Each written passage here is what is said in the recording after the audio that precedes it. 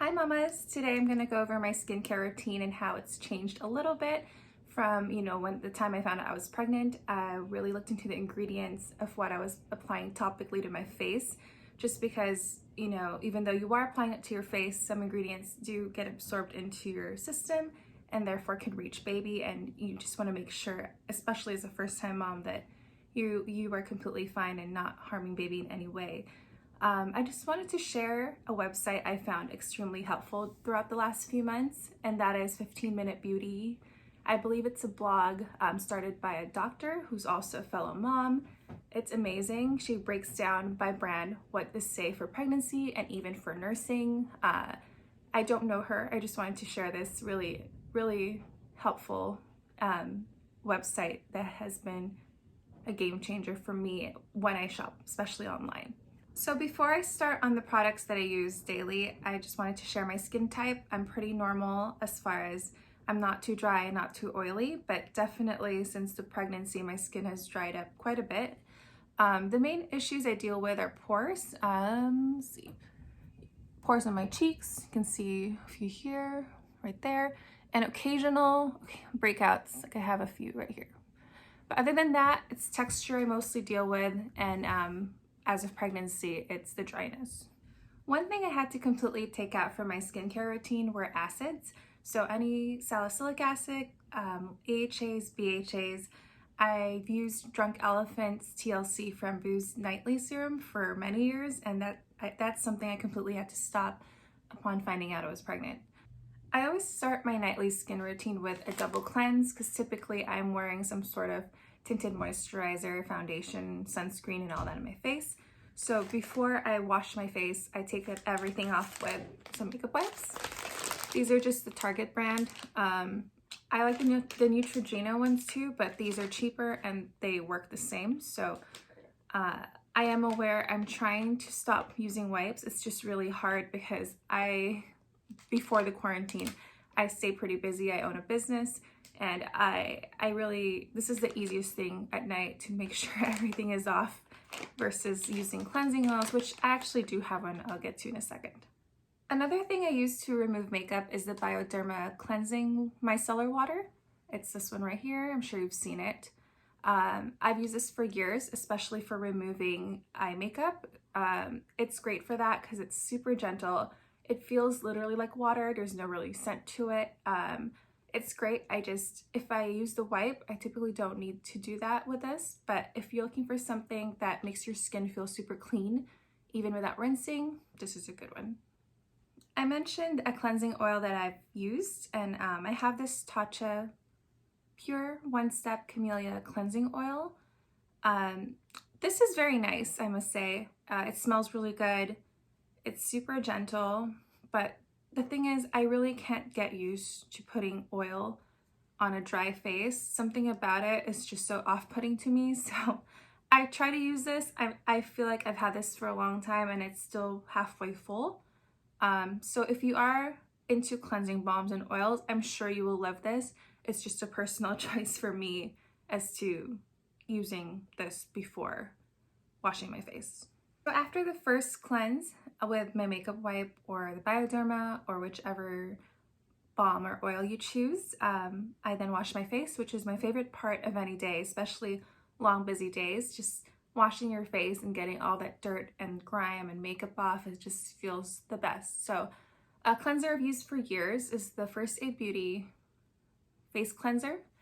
I've gone through probably, no joke, 6 bottles of this, the bigger ones too, mind you. The only thing is, a lot of the First Aid Beauty products contain licorice root, which according to 15 Minute Beauty's website, the doctor I told you earlier, she does not recommend for pregnant women. Although some OBs do, she has a stricter guidelines of what she considers safe for pregnancy, and it's just better to be cautious. And I did stop using this in the first and second trimester. A new cleanser to me is Milk's vegan milk cleanser from Sephora. I was just really interested in this because it seemed pretty close to my First Aid Beauty cleanser without the licorice root. So I have been using this for a few weeks and I do really like it. It does have a, it says it's fragrance free, but I swear I could smell something, but I don't know if that's just my super pregnant mommy nose, but I do like it. It's quite similar, but yeah, it's a great option. If you haven't noticed, I'm a fan of really milky, gentle face cleansers, and I have another two that I do like, just to give you more options. One is the Glossier Milky Jelly Cleanser.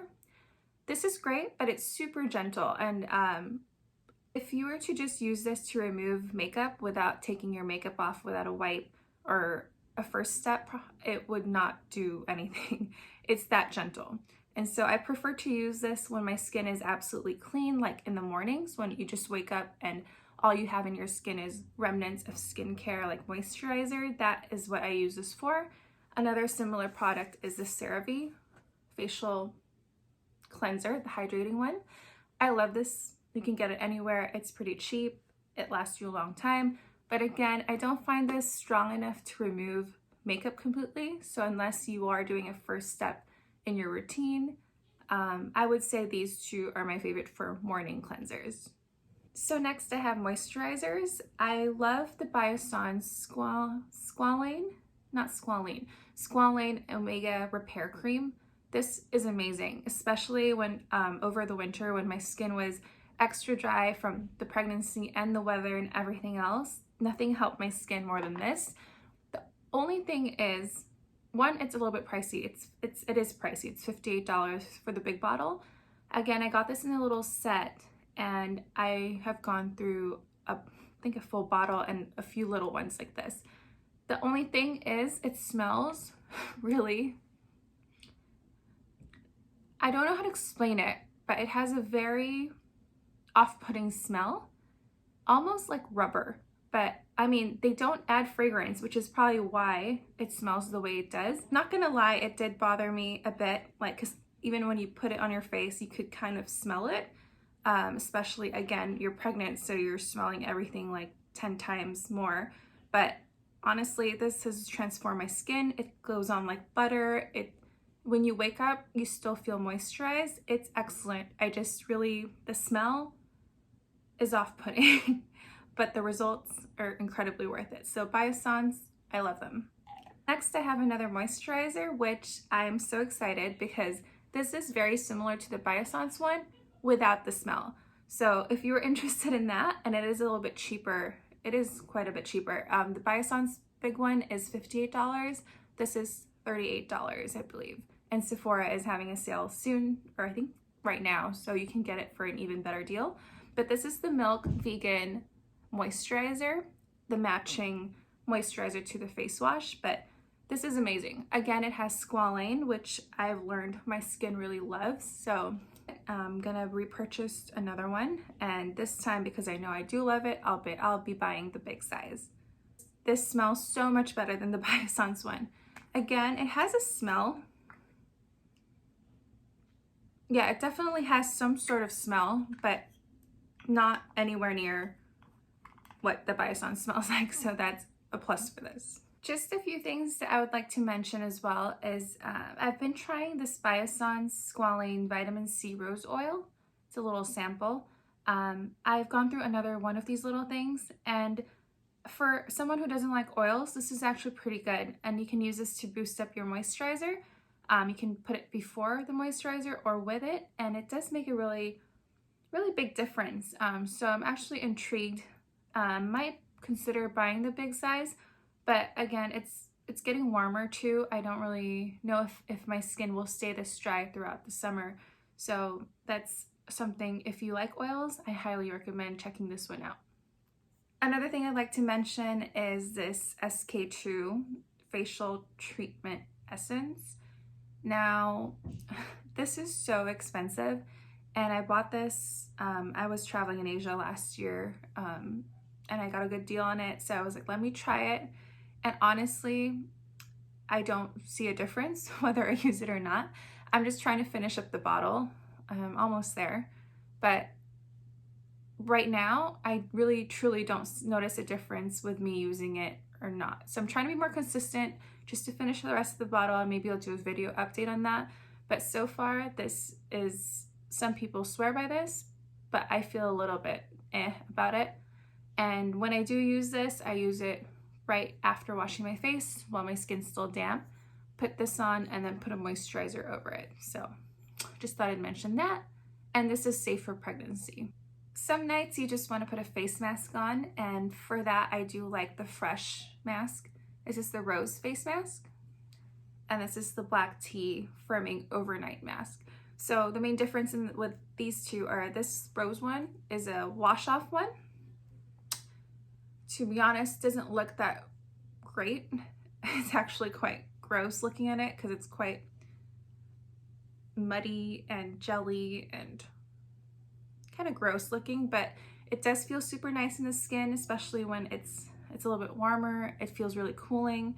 It doesn't break me out, and my husband uses it too. So the other mask from Fresh I do enjoy is the Black Tea Firming Overnight Mask.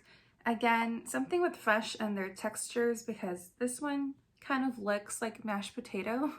It's thick, it's whipped, but on your skin, it doesn't feel that thick.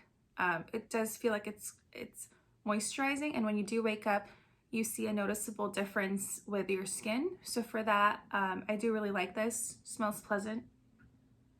Yeah, it's a good treat yourself kind of mask. I do enjoy a sheet mask once in a while, but my absolute favorite one is the Tatcha sheet mask, which are pretty pricey, but again, with a sale, they seem a little bit better, but that is my favorite sheet mask of all time.